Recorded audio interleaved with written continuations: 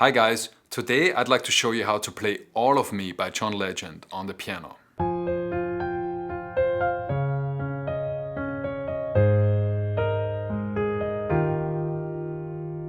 So we're in the key of A flat, and the song has 4 different sections: a verse, a pre-chorus, a chorus and a post-chorus.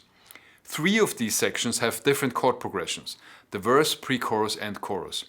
And then the post-chorus is harmonically the same as the verse. There's also a 4-bar intro that's the same as the verse.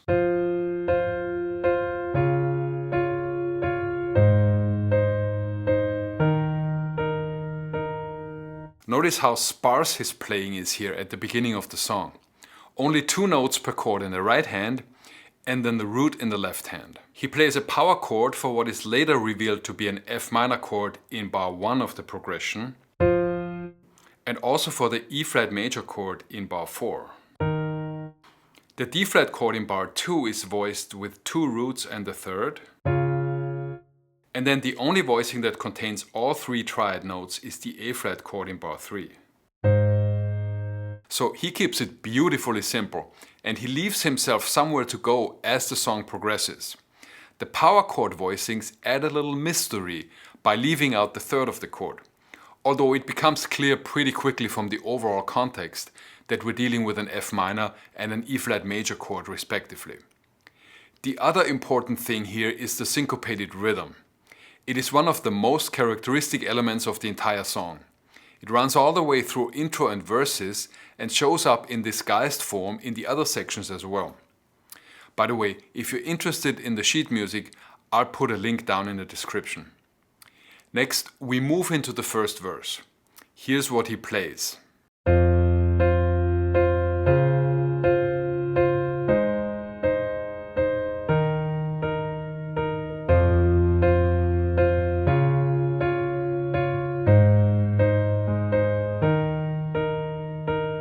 So this is essentially the same as the intro with a few variations. Most importantly, the D flat chord in bar 2 of the verse is played as a major 7th chord.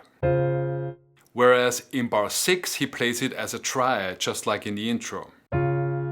This correlates directly with the vocal melody.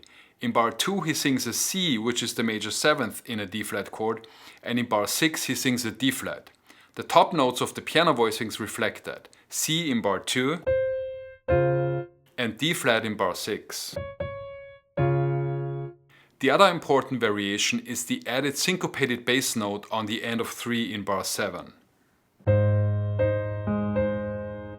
This adds some rhythmic propulsion, and after that little preview in the first verse, he plays that rhythm all the way through the second verse.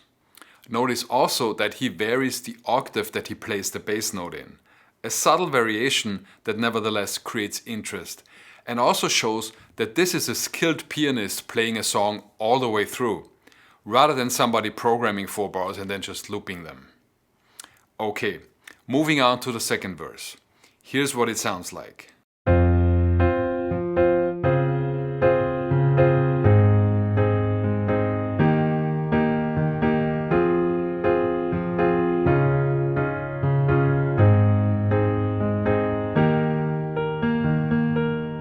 So same basic concept, but he develops it in a few different ways.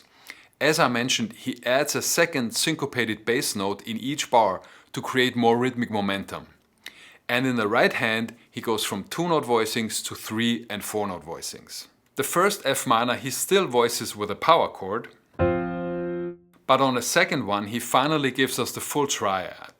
The first D flat chord is a major 7 chord again. This time the voicing contains the 5th as well. He plays an F minor chord in the right hand, which together with the D flat bass note in the left hand adds up to D flat major 7. On the second D flat chord he adds a 9th to the triad to spice it up a bit. And then the A flat and E flat chords are played as regular triads. Notice that in the last bar of the second verse, he interrupts the rhythmic pattern in the right hand for the first time. And he also goes to single notes for the first time. Both these changes set up the transition to the next section, which is the pre-chorus. Okay, here's what he plays in the pre-chorus.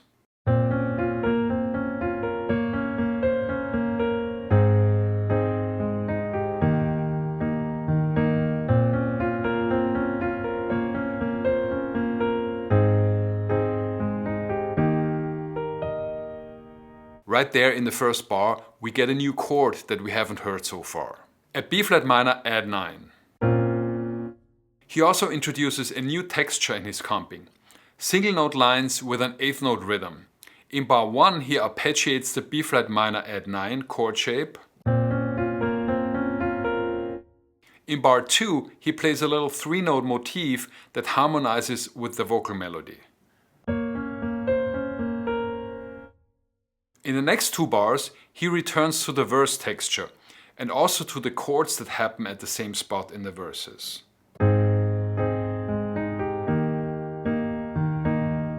That whole 4-bar phrase then repeats with a variation at the very end, a sustained half note that interrupts the rhythmic flow, preparing us for the chorus. Reducing rhythmic activity in the last bar before the chorus hits is a very common and effective way to transition into a chorus. And speaking of, here's what he plays in the chorus.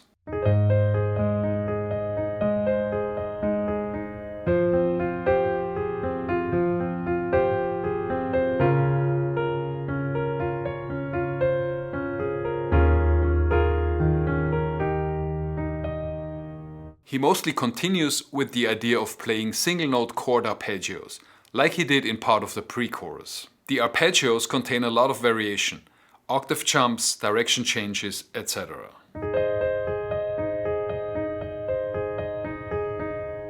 After 2 bars of A flat, the progression moves to F minor, where he adds a 9th, echoing the D flat add 9 chord in the verse and the B flat minor add 9 chord in the pre-chorus.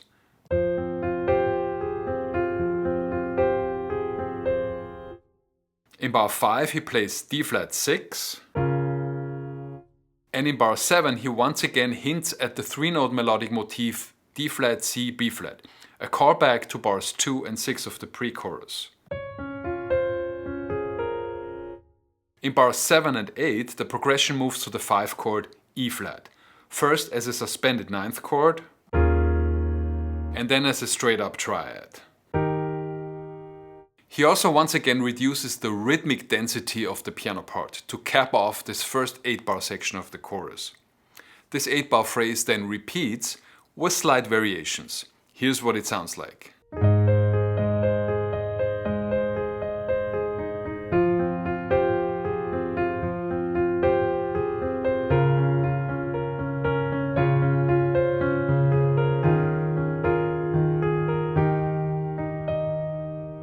After the chorus, we get a post-chorus, 2 almost identical 4-bar phrases that use the same chord progression as the verses. Here's what he plays.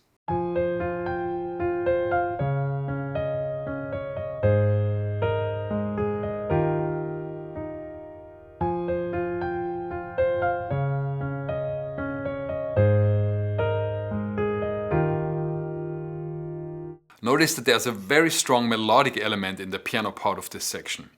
He takes that same 3-note motif we've heard briefly in the pre-chorus and the chorus and applies it to the F minor, the D flat and the A flat chords. The melody is always 3-2-1 relative to the underlying chord. F minor, D flat, A flat. So these were all the different sections of the song. It then repeats back to the verse, goes through the same structure again, followed by another pre-chorus, breakdown chorus, chorus and post-chorus. There are some variations, mostly in verses 3 and 4, but essentially it's more of the same stuff I've presented in this video. And that's it for today. Like and subscribe if you've enjoyed the video, and I'll see you next time. Peace and love.